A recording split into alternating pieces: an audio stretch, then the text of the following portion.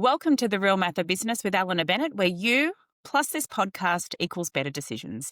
I'm Alena Bennett, speaker, author, and leadership expert. I work with chief executive officers and chief financial officers really to help them create universally investable companies where people serve people and the math just works.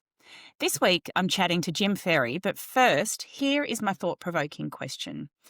Now, 2025 was a pretty challenging year for me personally, at a personal level. And one of the things, because of the particular challenges and experiences that I had, some of my foundations were rocked quite significantly. And one of the things that it made me confront is that some of my foundations, and I guess specifically I'm talking about with respect to my Tongan cultural foundations, they were gone. The passing of my mum meant that she is no longer going to be my primary conduit to the Tongan culture. And it was quite a shocking moment, brought up a lot of personal feelings around sort of my growing up and all the rest of it. And what I did is it made me go, right, so how do I continue the Tongan culture through my children and through generations to come? And because, I married a non-Tongan, and actually several of my relatives have also married non-Tongans as well.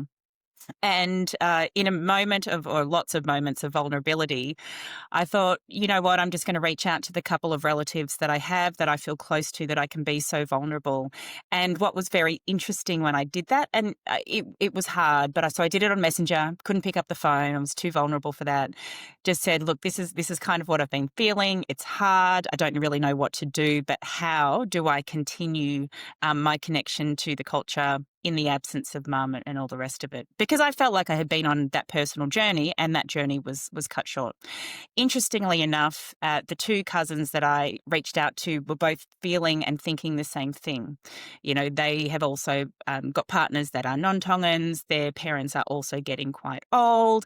And they also shared that observation around, as that Tongan part of our family continues to be diluted, that risk of losing the beautiful culture that we have been lucky enough to have by default without even trying, will actually go. So we have decided to create a little group of the eldest so we can talk about this in 2026, and we can talk about how do we continue that connection with Tonga, how do we continue connection to the culture and language in the absence of our parents who are the Tongan nationals. So I guess my thought around that, obviously culture is one of those things that quite often leaders say, oh, our culture has just grown organically. It kind of is what it is. We're really lucky. Really, my question is, where are the areas in your life or at work? Where are those areas that you need to create more intentionally that you may have just been fortunate enough to inherit or just be a part of? Obviously, my experience was something quite shocking. It doesn't need to be shocking. It could just be an awareness for you coming into the new year that, hey, I'm a part of this, or I have this, and I haven't really done anything about it to create this thing. Well, I would say the beginning of a new year is a really great opportunity to say, where can you create things with more intention so that they can be more sustainable for you and for the people around you?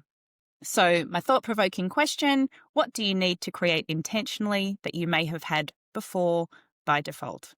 And now to our chat with Jim Ferry. Well, hello and welcome to The Real Math of Business. It's an absolute pleasure to welcome Jim Ferry to today's podcast. Welcome, Jim. Thanks. Happy to be here. Before we get started, I just want to do a little intro. Jim Ferry is a partner at Volition Capital, a Boston-based growth equity firm with over $1.7 billion in assets under management. Since joining the firm in 2014, Jim has focused on high-growth, founder-owned businesses in the internet and consumer sectors. He has led investments in notable companies like Attitude, Doing Things, and Butterfly MX, and was recently named a top 40 under 40 growth investor by Growth Cap. Well done. Jim specializes in ad tech, marketplaces, fintech, and consolidation platforms, partnering with founders to scale their businesses efficiently.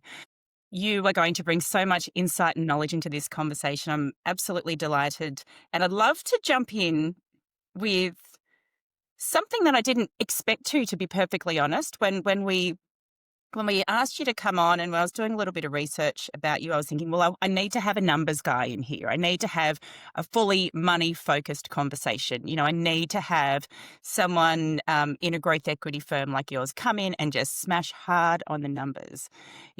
Obviously, you're aware the way we look at businesses is we're looking at the real math of business, 50% people, 50% maths. And really, sort of what my organization is on a mission to do is to help people create businesses where people serve people and the maths just works. Yep. So when I looked you up, when I saw you, when we found you, I was like, great, I get to have a math conversation with Jim. This is going to be incredible. And then, very simply, actually, I didn't have to dig very deep to find this. I found your business ethos, which is business is human. And I went, hang on a second. Are we going to have a money conversation today or are we going to have a people conversation today? A bit of cognitive dissonance was happening already, which made me really excited about the opportunity we have today in this conversation. I'd love for you to tell me a little bit about what you mean by business is human, because, I was expecting that we were going to have we're going to thrash out the numbers. So can we start Yeah, with business is human? I love that. it is. The numbers matter, but so do the people that we're backing as well. So, as you mentioned, we're a growth equity fund. We sit somewhere between kind of early stage venture and late stage buyout funds. So, we're investing in like Series A, Series B rounds for the most part. So these are high growth businesses, and we somewhat joke internally that there's five things that matter, and it's product, market, management. So I've seen investments or other companies in the market where the best product doesn't always win. Sometimes it's the best execution. So I've also seen markets carry companies. So there's a wider range of how companies can play out, but the numbers are a given. But we are very focused on backing people as much as we're backing businesses. I love that. Product, market, management. When you so just break that down a little bit deeper for me. What does that look like, sound like around what is the conversation that you're having when you're trying to decide who and what to invest in? What does that look like and sound like? Yeah, I mean, I know this is a numbers podcast, so I will say like the numbers are very important. Like that is the starting point where, Yeah. many times I'll meet with an entrepreneur. I think we'll hit it off. I like the market that they're playing in. I like their business model. We have a very strict mandate that people can see on our website. So if someone kind of fits that and we take the next step, it tends to be data. And that's where, we're running through stuff. Unit economics and LTV and CAC payback periods and retention and cohorts and so forth, which is a lot of the number stuff. But like that needs to be good. And then we also need to feel like, hey, this is a management team that we feel like can carry this business from 10 million of net revenue to 50 to 100 and beyond. And I think ultimately that gets into our underwriting strategy, which is a little unique. I think a lot of other growth equity funds have underwrite to a 3x. So they say, they go into a business saying, "Hey, we want to feel like we can get a 3x plus return on this." We tend to underwrite like a 1x, 5x plus. 1x is, hey, we're backing businesses that are, strong unit economics. They're not kind of betting the farm in order to get to a certain scale. They're a legitimate business. They haven't burned a ton of capital to get to product market fit, and they're ready to take on some more capital for sales and marketing execution, maybe some new product that they're developing, or et cetera. The 5x plus, I think, is where we wind up not making a lot of investments and passing because we want to feel like the TAM is there to whatever entry valuation is to have a really strong return. And you want to feel like the management team has big aspirations for the business. So that's where we think that you can have like these huge outcomes without risking the downside. And a lot of that is hard to quantify.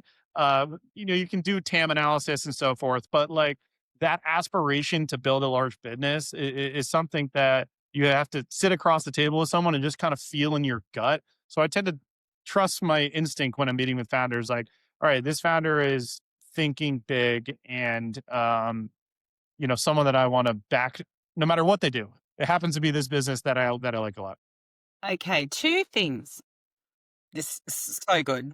Um, TAM. Can you so people, what we have learned in doing the podcast this year is people come because people come and listen to this for different reasons. They want to Yeah. come and have a math or learn about the math, but some actually come because one of the things that we quite often do, which I think you have already done beautifully, is we kind of bust the myth that it's all about the math.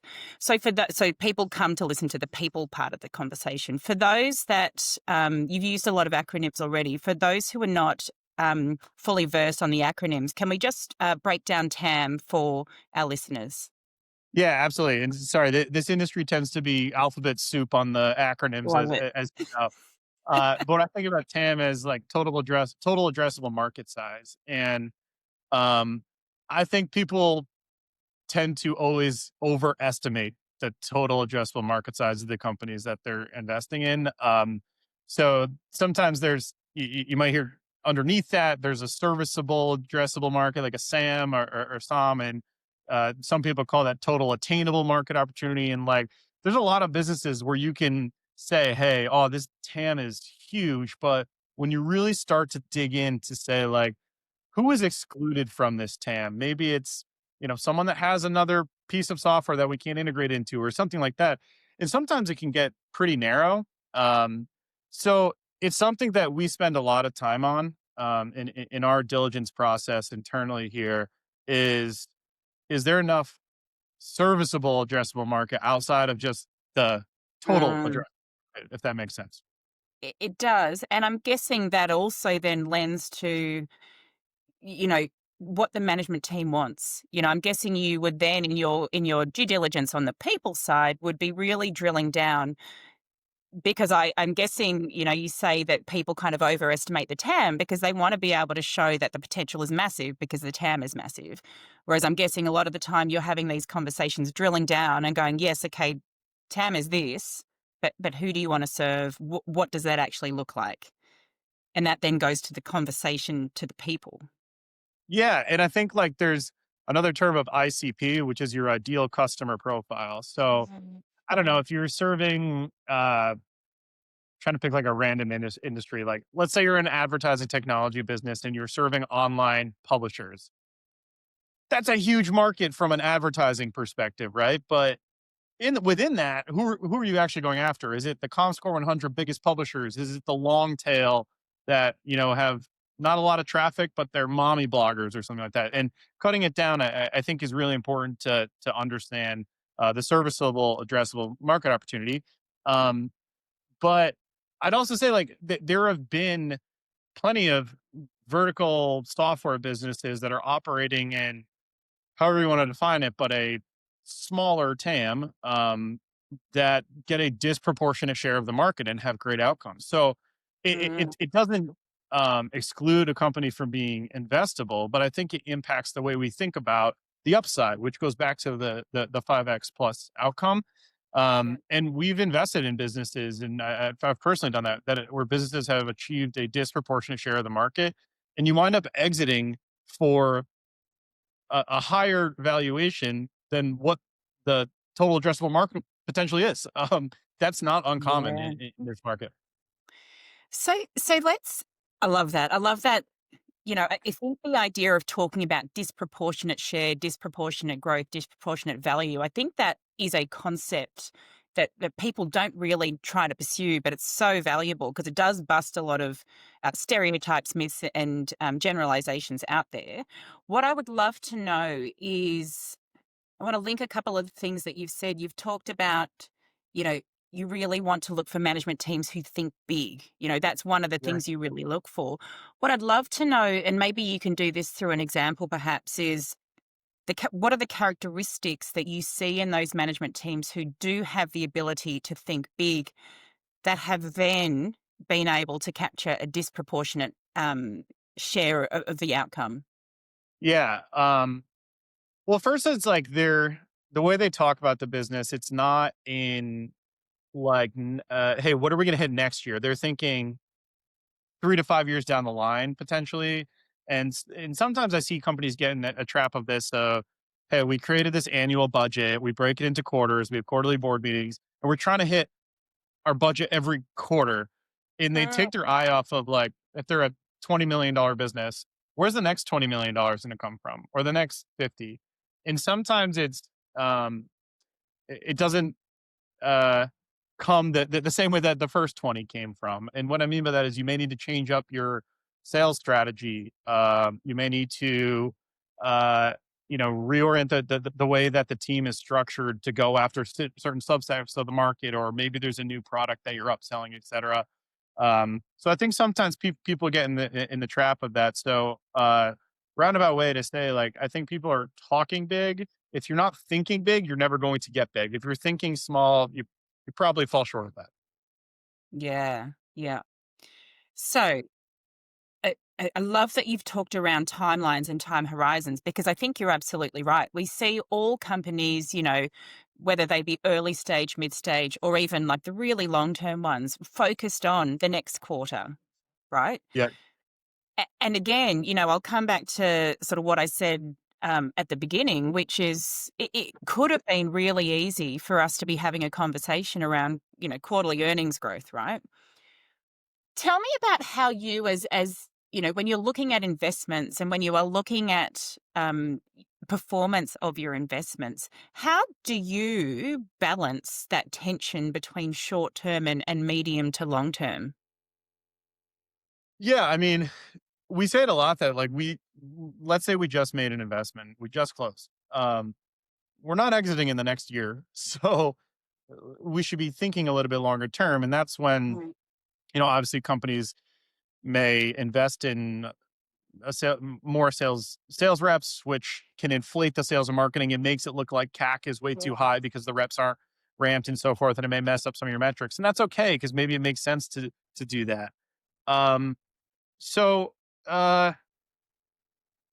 it's a good question. Like it does like I think it does matter to kind of to hit your budget on a quarterly basis, but at the same time, like, I understand as an investor, I don't know if I've ever seen a business that's just up and to the right. So it's two steps forward, one Mhm. steps back. Like, there's bumps along the way. There's things that happen, and you need to be patient with that and understand that it's a long term game. Especially if you're a month into a potential 5 or 7 year time horizon. Mm-mm. What do you say? I imagine when you're out looking at future investments and potential investments, I imagine you come across founders and their management teams who really have that short term focus, right? And they just, and you can tell that in the language. I can tell already from our conversation, language reflects what people are thinking, and you want to make Yeah, sure that people's thinking is aligned to your values and your ethos. I'm curious about how the conversation goes when you're talking to a potential company to invest in, where you can tell they're short term focused, right? And yeah. I'd love to know how that goes. I mean, those are harder investments that we probably don't make, candidly. And I'll give you an example without giving the company name. But there was a company this year that I really liked, really strong growth, profitable business, um, operating in a big market. And we were thinking about investing, and the CEO was weighing, hey, if I take this capital, then we're going for a much larger outcome than I initially had thought about for this business. CEO owned 100% of the business at the time, and someone came knocking and said, hey, we're from an acquisition perspective, hey, we're probably in this ballpark. And let's say we invested at the valuation that we were talking about with this founder, it would have been a pretty uninteresting return for Volition, but the founder Mm, would make, $70 million. That's a lot of money. So like, I don't blame them, but they decided, hey, I'd rather take the money now instead of getting diluted and maybe going for a much larger exit where they can make 150 million or something like that. And I don't blame them for it. Like, I understand that there's different time horizons, and some people just want to build a really big business, and for some other people, they're thinking, hey, I want to create generational wealth. But that's a good example of someone who was more short term oriented that still made mhm. a ton of money and had a great exit, as opposed to saying, all right, I'm going to go for it and, go for that 5x plus, but, Yeah. maybe I land somewhere in the middle. Yeah, and look, I think that comes down to, again, your product market management. Like, you really need to understand who you're investing in, because if their goals personal goals, their intent behind growing the company is not aligned, with what you want, then that's a really important factor. So that makes a lot of sense. Yeah, and that doesn't apply like just to that scenario. I think a lot of different firms have uh, different underwriting strategies, how they think about what is success for them, et cetera. And by the way, I Mm. say 1x, 5x, but if someone, 3x is, we'll take that. That's a great Yeah. return. But it's more of just thinking about that from an underwriting perspective. But Mm. I don't know, like you contrast Volition as in growth equity to someone on Silicon Valley, early stage venture, like they're going to make a lot more investments in a single fund than us. You know, it's an approach where they know that they're going to lose money on a lot of the investments that they make, but they're going to make it up on some huge winners. And that's a great strategy. Like there's a lot of funds have made a lot of money that way. Um, Mm. but sometimes they may be thinking, hey, can this be a $5-10 billion company where a founder may be saying, hey, I don't want to burn a ton of money. I want to own a larger portion of this business and not get diluted over time and still have a really good outcome. Maybe less than 10 billion, but they actually might make more because they didn't take as much dilution from capital at a lower valuation, and that's fine. But I think the founder needs to know who they're partnering with from an investment perspective, and what that fund's investment strategy is as well, to make sure that you're aligned on the long term goals. Mm. Mm. And therein lies the interrelationship between the people and the math, right? Yeah. One before we move away from this short-term, long-term conversation, you mentioned that yes, of course, hitting your budgets is important, even though we're playing for a longer term.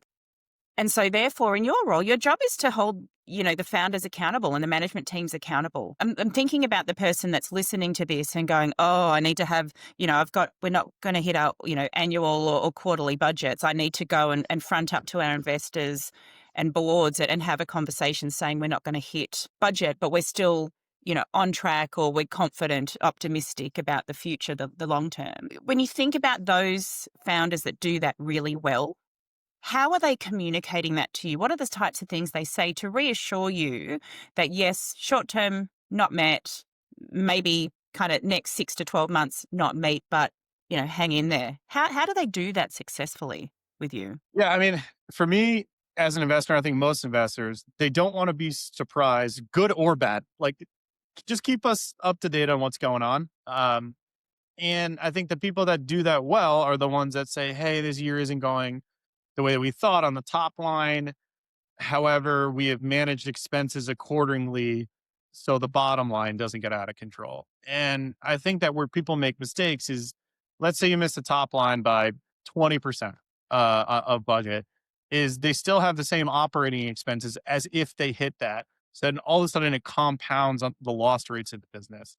Mm. So it's the people that say, hey, we're not going to hit the top line, we've adjusted bottom line accordingly. So maybe we held off on some hires that we planned on making or something. So bottom line is really in line with budget. And I think, to me, the budget is ultimately everything flows to the bottom line, and is thinking about the cash and the runway that the business has. The worst position you can be in is raising capital to keep the lights on, Mm.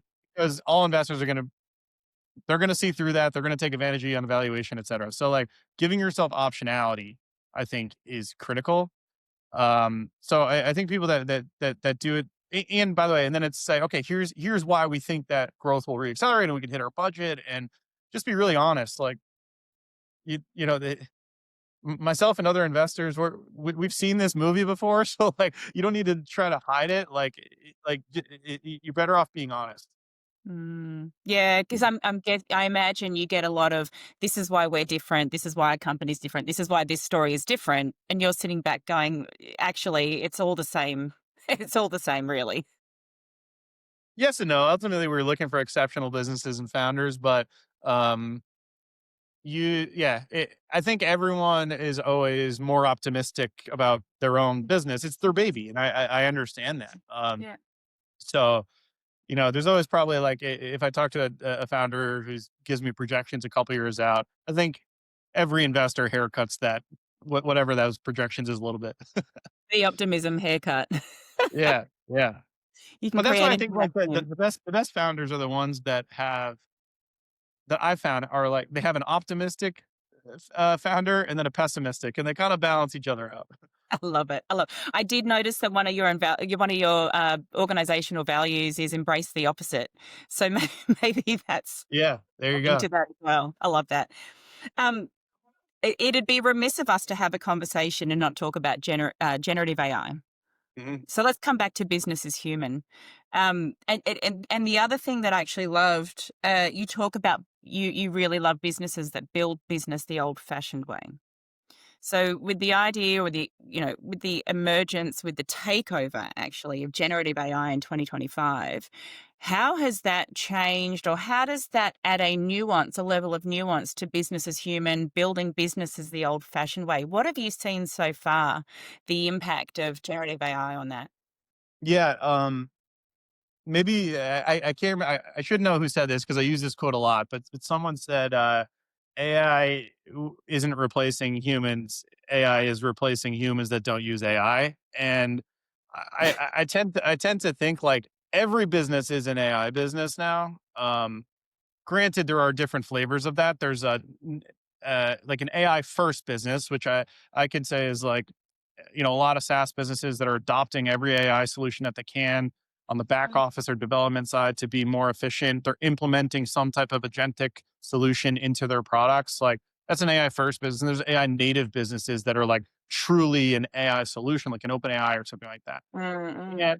And I think where we're playing right now is like more of the AI first businesses, and all of our portfolio companies are adopting AI at varying degrees. So once again, every business is an AI business. I think it's harder for Volition to um, excuse me, think about underwriting some of the native AI business that are getting like crazy valuations, and Mm. someone's taking a swing. Hey, this could be the next Lovable or Open AI $1 trillion company.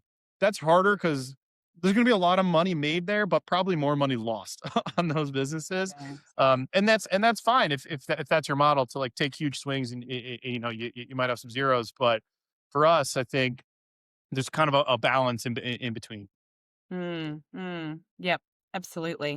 It was a passing comment, but you mentioned it depends what what success looks like to people. I'd love to know when you and Volition, when you think about success, how do you define success?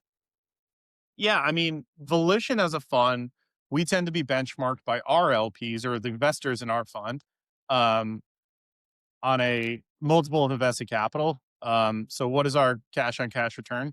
And um, so that's the way that we kind of define success internally. And that Yeah. kind of gets back to our underwriting strategy. And I'll give a couple of like as we talk about like the 1x 5x plus of having, hey, a 5x plus, the plus is the key word. We want to have 5, 10, 20x pluses.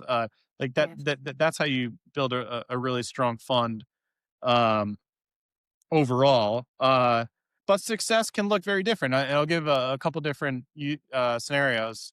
There have been companies where we are the first and last capital into the business, and they exit at 600 million. And because they didn't take a ton of dilution along the way, and we didn't take a ton of dilution along the way from future rounds. We make a lot of money, and the founders make a lot of money, and it's well above a 5x plus return. That's an amazing success story. There are other scenarios where we invest maybe 20 million or so, and over an 18-month period, the company invests in growth, and then they realize, hey, there's an opportunity to really go for it here and build a multi-billion-dollar opportunity, and we go out and raise 100 million or something like that to go after a multi-billion-dollar plus market. And both of those I think are a success, and I think the key is having the optionality to take both paths Yeah. is key. Yeah. Got it. Got it. So I'm guessing then ideas of choice, freedom that give you that optionality are real drivers for decision making. Yeah, it gets back to the point I made that I think the worst position you can be in is to be handcuffed to the next financing round to keep the lights on. That's Right. difficult, and I think that's where people probably didn't manage the bottom line. And I'm not saying that in a way that every business needs to be profitable. It makes sense for a lot of businesses to be burning, to be scaling, but Yeah. you shouldn't get yourself into a runway danger zone where you have 3 months of runway unless you go raise capital today. That's a tough position to be in. If you've got them, tell us about an investment that went wrong. Maybe because maybe because they got the runway wrong. Tell us. We quite often get our learnings, our best learnings from failures. Yeah. There's an investment that we made in the HR tech space in the applicant tracking sector, and after we invested, there was, I don't know, half dozen other companies that raised a bunch of capital that caused a little bit of a race to the bottom on pricing. Churn went up, burned. They didn't really manage the bottom line great at first, and that's a tough position to be in when you're fighting against the sales and marketing spend of a ton of other competitors that are doing something similar, and it's Right. hurting your churn and retention rate.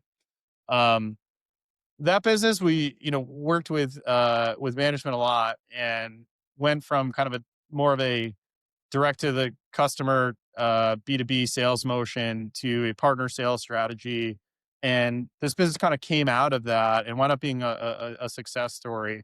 Um, so that's one that you're almost more proud about those ones than like the biggest exits, because a lot of the Yeah. biggest exits, you don't fix something that's not broken. You just kind of picked a winner. But it's these ones that you're really working, getting your hands dirty. I think are um, the ones that are most gratifying, where all the shareholders walk away with a lot of money in a situation when they could have walked away with nothing. Yeah, wow. And who do you find internally then, like from a management perspective, who are the key players in that? So if you use that example, who were the key players that really were critical in turning things around? Yeah, I mean, I think it starts with the CEO for sure, and having a strong strategy, and the board helped a lot on that. I mean, now we have this is back when we were kind of a younger firm, but now we have a lot of resources for our portfolio companies. Like we have a strategic advisory board of really successful entrepreneurs who are there to be a sounding board to our portfolio companies. We have some operating partners now that have run really successful businesses that can kind of fly in as consultants and help people on an ad hoc basis. Yeah. And I think just as our network has grown, we've gotten a lot better at connecting the right people to help any company that might be going through a tough time, which is very common. Mhm. And I sometimes think like a large part of my job is being a psychologist and just, getting people sometimes can only see the negatives, and sometimes you need to push them to see positives. Okay, let's drill down there because we've suddenly gone from, financial returns on a business to sometimes I feel like I'm a psychologist, which is very people focused. I think this goes back to the power of people in business. Tell me a little bit about that. What do you explore that a little bit for me? Unpack that. Yeah. I think there's varying degrees that I personally work with my portfolio companies, and it depends on how they want me to interact. We're a minority equity investor in the business from a ownership percentage. We don't Yeah. own the majority. So like I can't force anything on anyone. I'm a resource that hopefully can add value in a lot of different ways, but I'm also cognizant that I've been a career investor. So I've never been in their seat. So a lot of Mm. times I'll listen. A lot of my job is pattern recognition. So I can hopefully connect them with the right person that I've, um, you know, can tell them how to do something when I can tell them, hey, here, I've seen this work well. Um, but sorry, I lost track. What was the question again on? Well, I was just really curious about you sometimes you feel like you're a bit of a psychologist, and I'm Yes, just yeah, yeah. curious So about yeah, that so conversation. yeah, going back to that. So like there's some portfolio companies where we're in Slack pretty much every day together, and I almost feel like an extension of the management team. And there's others where we're kind of connecting on a monthly basis, quick catch up call, and then there's ad hoc stuff in between. They're looking to hire someone, we loop in our talent team, that type of stuff. So I think from a uh, interaction with management, like that was something that I had to learn as I became a partner and started to sit on a lot of boards. Is like I need to read the room with how this person wants me to be interacting with them. Do they want it to be, very day to day, or do they want it to be a little more hands off? So that's part of it. But I don't know. There's been times when a portfolio company misses plan or budget, and they're so hung up on the negatives of, hey, we didn't hit plan this year. Um, the sales reps, we had to fire two of the five sales reps because they never ramped or something like that. And all that stuff is good to reflect on. But I think sometimes you got to put a positive spin and say, all right, what were the little things that went well this year? And what are we optimistic about for next year? And I try to always do that and read the room of like, hey, does this person need to pick me up a little bit Yeah. to help them, see through the all the noise of the negative stuff and highlight some of the positive things of why, as an investor, I'm so bullish on the business. So that's very common. What shaped that belief? What shaped uh, I mean, I could imagine if I were that person and you're having that conversation with me, I can just imagine this kind of flood of relief that I would feel, right? Because I'm actually probably expecting to get the opposite. Um, what shaped you to feel like that is the right way to approach a useful way to approach that conversation when it could be the opposite, or you could just sit back and go, let's see what happens over the next 90 days. Yeah, I mean, I don't know. I think it's just core of who we are. Like, we try to view each investment as a partnership and not a transaction. We're not buying public equities. Like, we're sitting on the Mhm. board and we're hopefully, adding value over time. And I think that there's a weight in taking capital from an investor, and maybe especially if we're the first institutional investor. And sometimes people are like, oh my gosh, now I have a boss, which is like not what we want to be viewed as at all. We Yeah. want to be a equal partner with them, not Mhm, their mhm. boss. And sometimes I think they're like, oh, I have this person that is going to be so mad at me now. And like, listen, like I said, like, we've seen it before. Not every company hits their numbers. And I think that I've been at Volition 11 plus years, and I've had the opportunity to sit on boards of some of the managing partners here. And I think that's the way that they've always interacted with their founders. And I've kind of taken what I've seen work and what I've liked from all of them. And that's kind of molded me into who I am as an investor and board member. So let's talk a little bit about you, if we may, because you've just mentioned that you're very good at pattern recognition. You're clearly good at connecting. Like you say, that's one of your key roles is to, connect people with other people that might help. And you've obviously, you said you're a career investor, so you've got a significant amount of experience in investing. I'm really curious about what's your edge? What's your special sauce? What's the thing that you're better at than anyone? Yeah, we try to be somewhat contrarian, and it goes back a little bit to not chasing hype cycles. We have tried to avoid as much as possible going after like the hottest thing at the craziest valuation. So I think there's a little bit of an art to either say, all right, now I'm going to go after contrarian markets or businesses that are non-obvious. So an example of like a business that could be non-obvious is a maybe a slower grower business, but underneath that there's some type of new product or something that's growing really fast, and like that's what we're betting on. Um, or a business that has one major flaw that a lot of other investors may not touch. That could Mm. be customer concentration or something along those lines. And I think we've always kind of done that is been able to zoom out and say every business that we have ever invested in has risks, Mm. and there are certain risks that all five partners here are willing to take. We actually have a very different risk profile, I think, all of us, which I think creates a balanced fun. Yeah. Um, and you got to just stare the risk in the face and diligence them and say, here's why we're comfortable with that risk, knowing that it still might play out. That's okay. Um, Mm.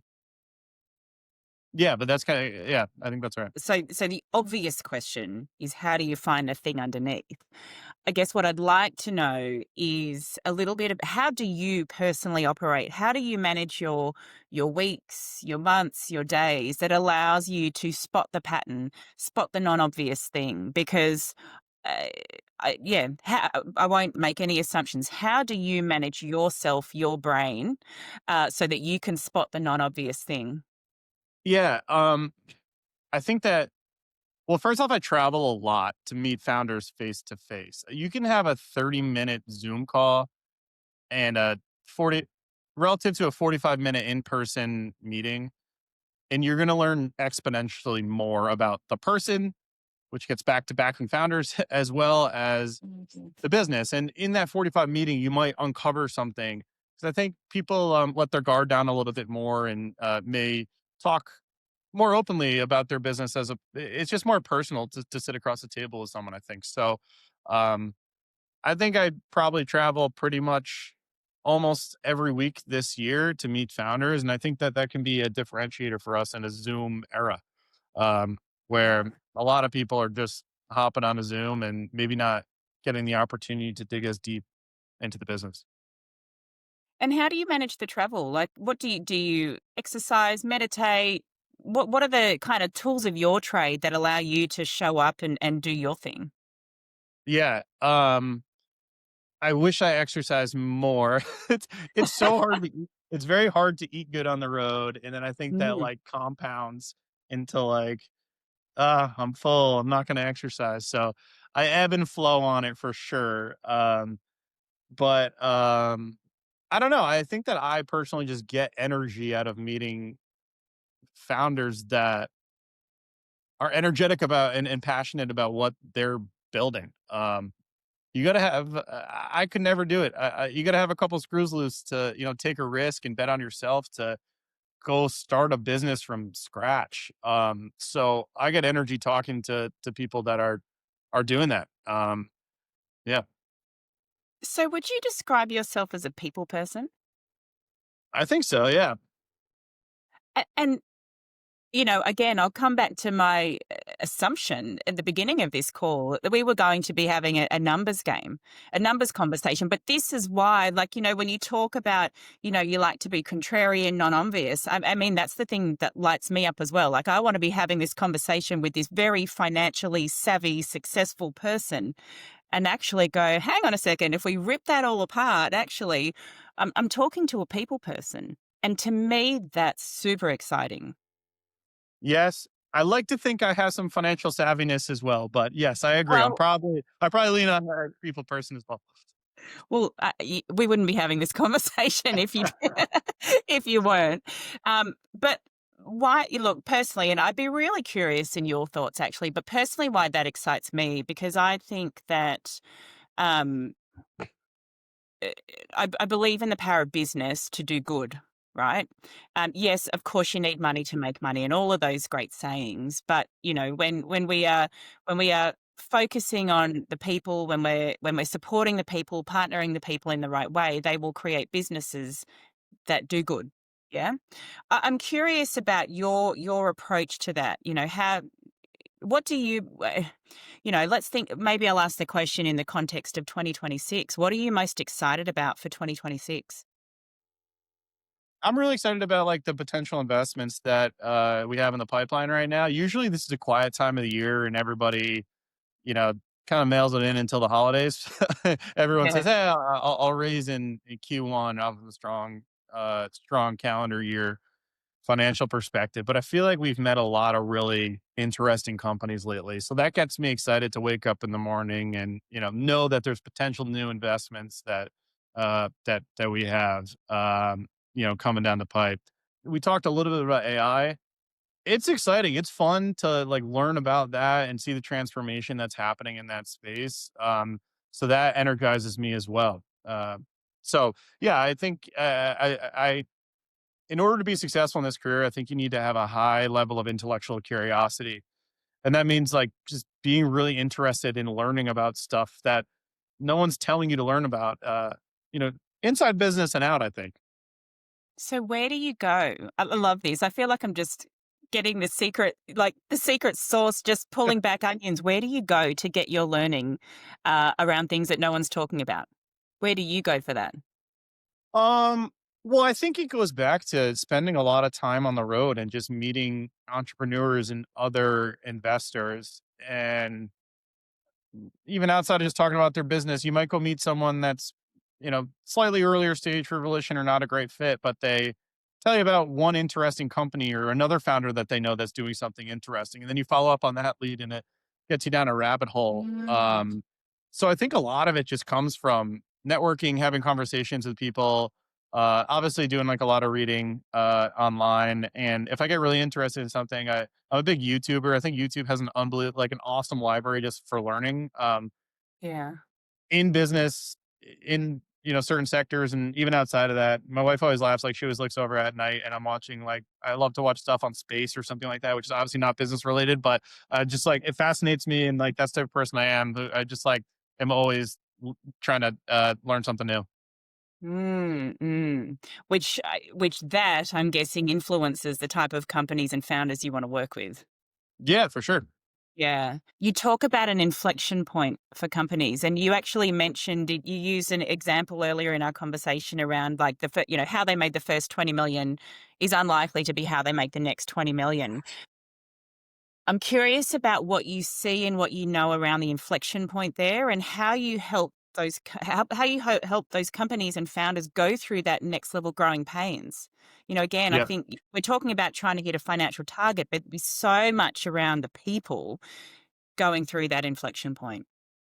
Yeah, I think that inflection point happens at different points for different businesses, but I think the pattern recognition that I think we've seen is a founder or entrepreneur goes through like three evolutions if they're continuing to scale along that journey. And I think they kind of start as builders, then there's growers, and then there's kind of operators. Mm, And I think that we invest where our mandate is somewhere in between that, like building and scaling mm, time mm, period in their evolution.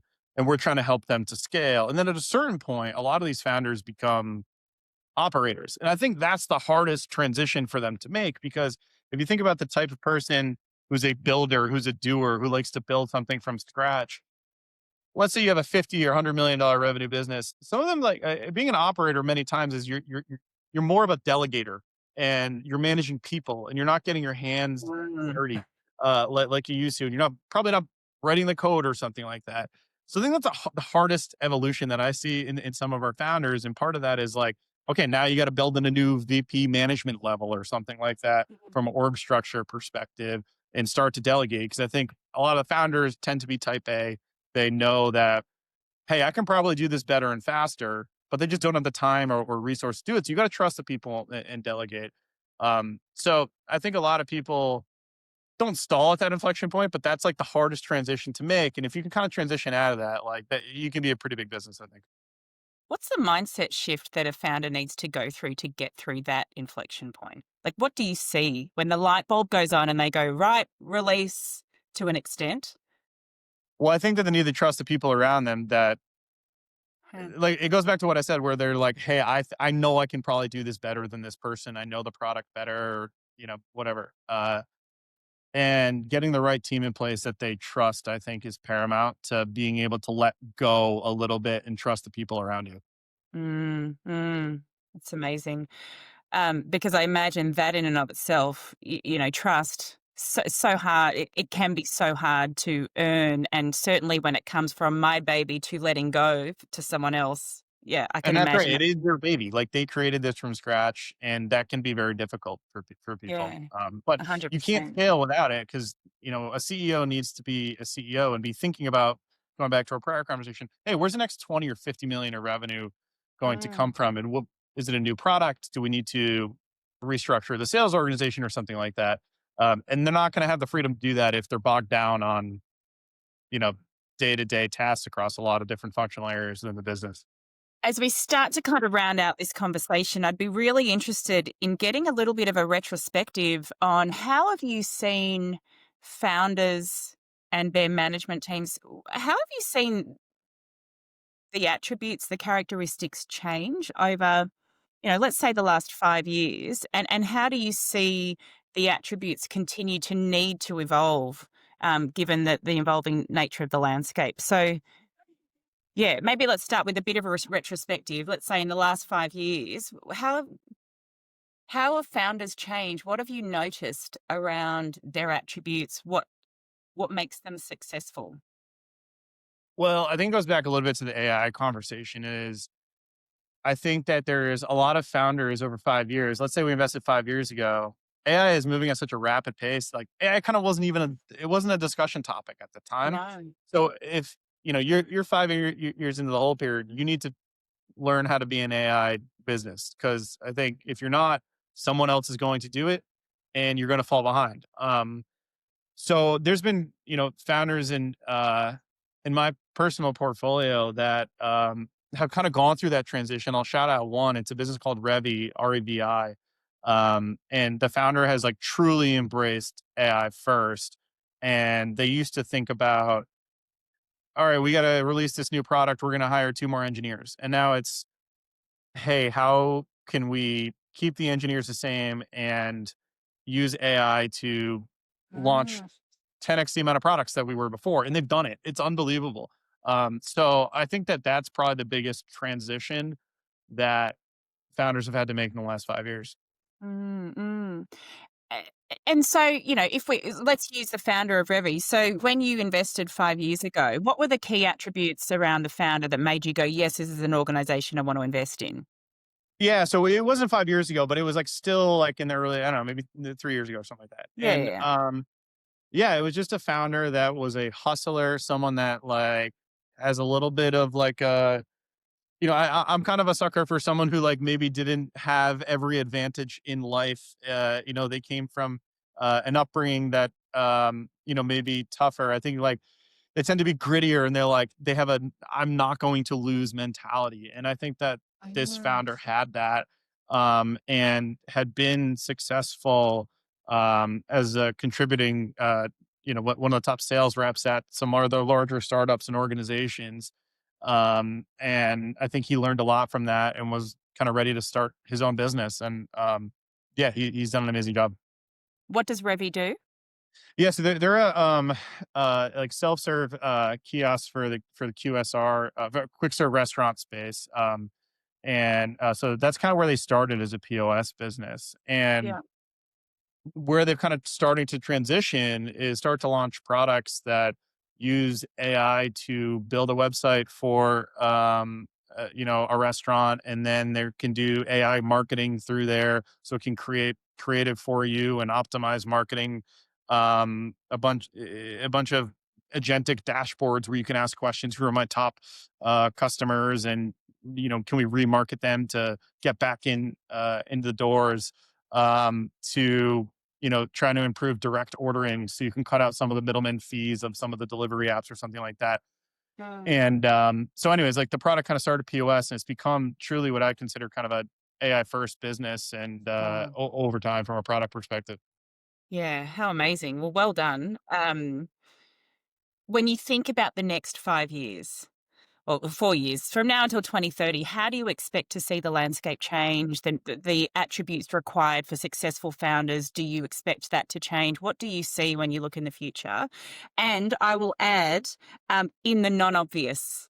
Well, I'll start with kind of where I think it's going. Like,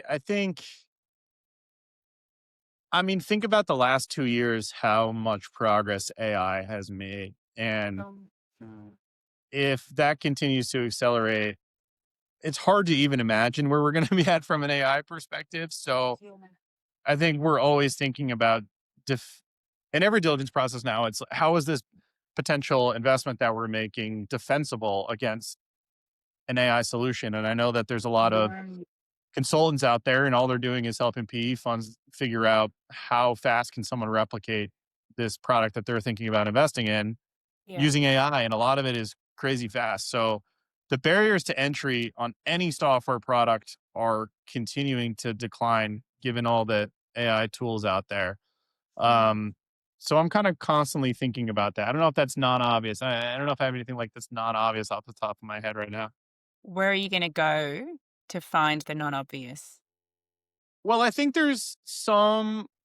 I mean, don't get me wrong. I definitely want to have some high flying AI investments as well. But I also think there's some types of business models that are less disrupted by AI.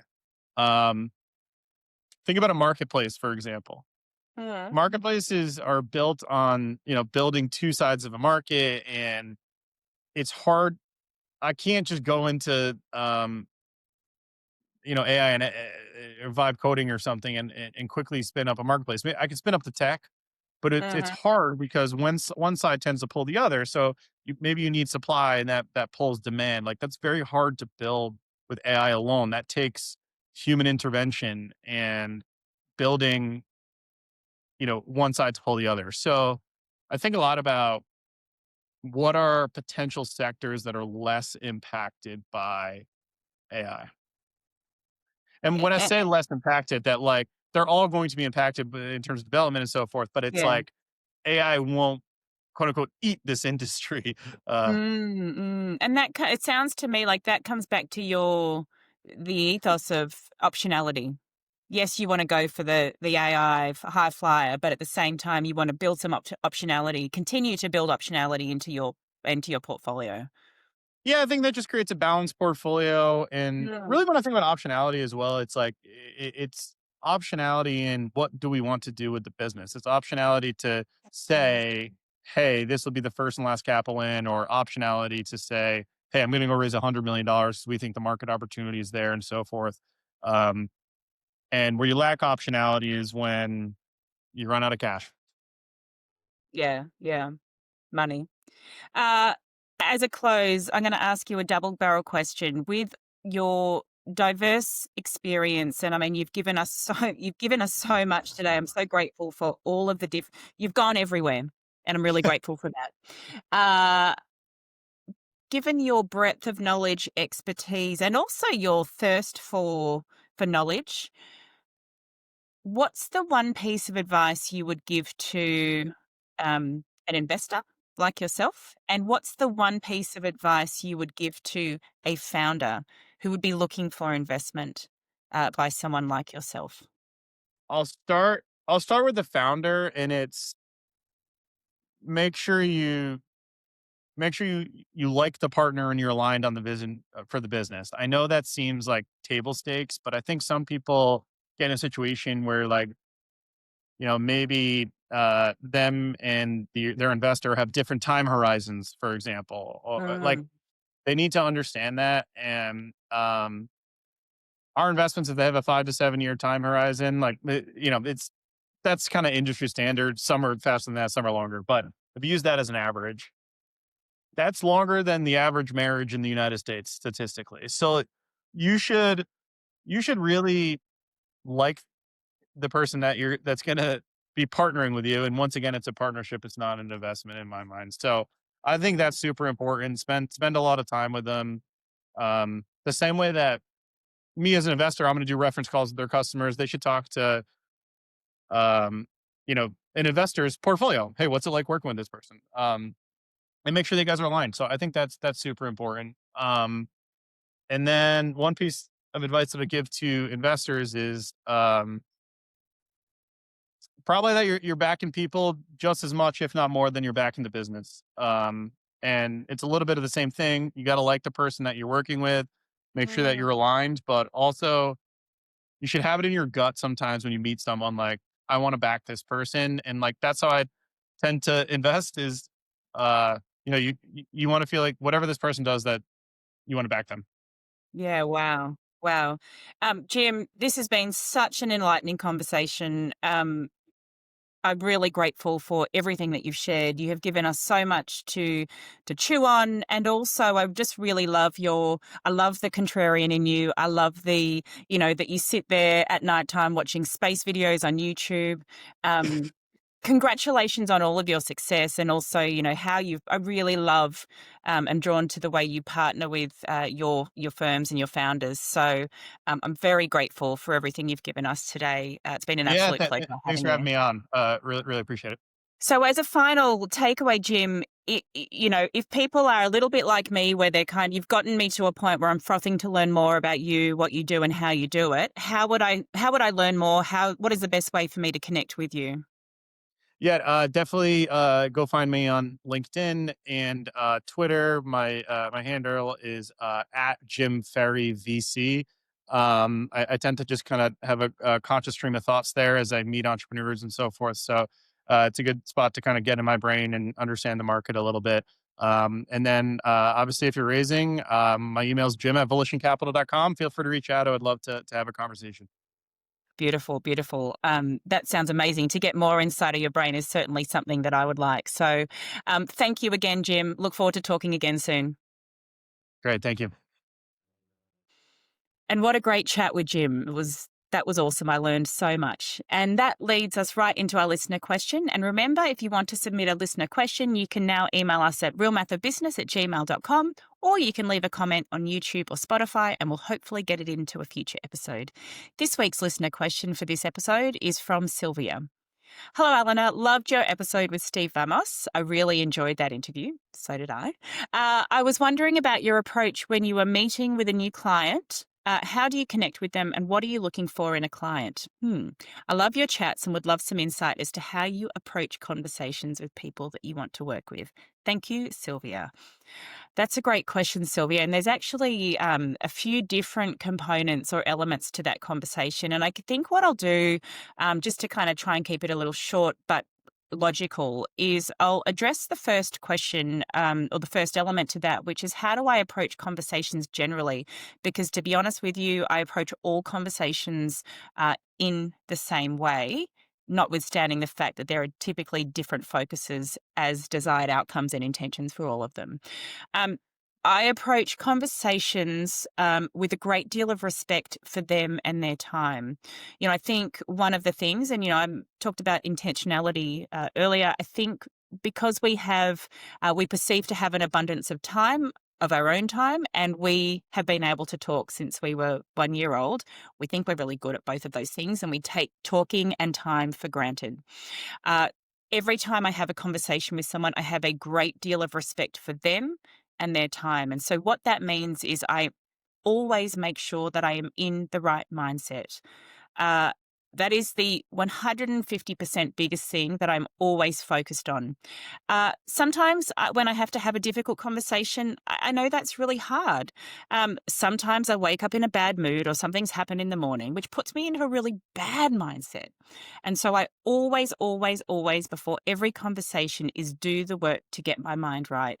I have really good habits in the morning. I am a morning person, so I do my exercise, my journaling, my meditation, all of those really great hygiene things. But I also, before every single conversation, every single meeting, I have a little sliver of time, and it depends on what the type of conversation is. But my team knows to always put mindset and prep time in my calendar before every single conversation so that I go in with the right mindset. If I feel that I am not going to be in the right mindset, if I feel that I cannot do appropriate mindset and prep, I will reschedule the call. I will not waste their time. I'm always present with them, and I will always aim to be interested and not focused on or worried on being interesting. Yeah, you want to be interested in them. They don't really care about how interesting you are. So that's what I would say in terms of how I approach conversations generally. In terms of people that I want to work with, really it comes down to knowing the attributes of the companies and people that I want to work with, but also knowing the attributes of companies and people that I don't want to work with. For me, that is knowing or having an understanding and awareness of what they need to know before they come and talk to me, so I can filter out very quickly and as appropriate. But also, I guess another thing with respect to people that I want to work with, that's a very I-focused intention. How I try and flip that so that I am interested, not focused on being interesting, is that I'll be really curious. Celeste Headley has a great TED Talk that I reference this statement all the time. She says, I think it's 10 steps for better listening. Know that you can always learn something from every single conversation that you go into. So even if I'm having a conversation with someone that I want to work with and I have a very clear intention set for myself that I want to work with them, I turn it around and I be curious and I think, what can I learn from them? And that makes that conversation really flow and ensures that it becomes a dialogue, a conversation, not just a one-way monologue, selling speech, all the rest of it. Then with a new client, I flip from, it remains to be all about them. But the focus then becomes on my job is to deliver their outcome. So it is still about them. It is not about me. Yes, I'll use my expertise and experience, but for their purposes, not from me. So hopefully I've kind of gone from, generally wanting, a prospect, let's call it, and then having a new client. That's sort of my approach to having conversations with them. I hope that's been helpful, Sylvia. Great question. Thank you for listening to The Real Math of Business with Alena Bennett. If you liked this episode, remember to subscribe for more content and stay on top of the real math of business. I've been Alena Bennett. Thank you for listening.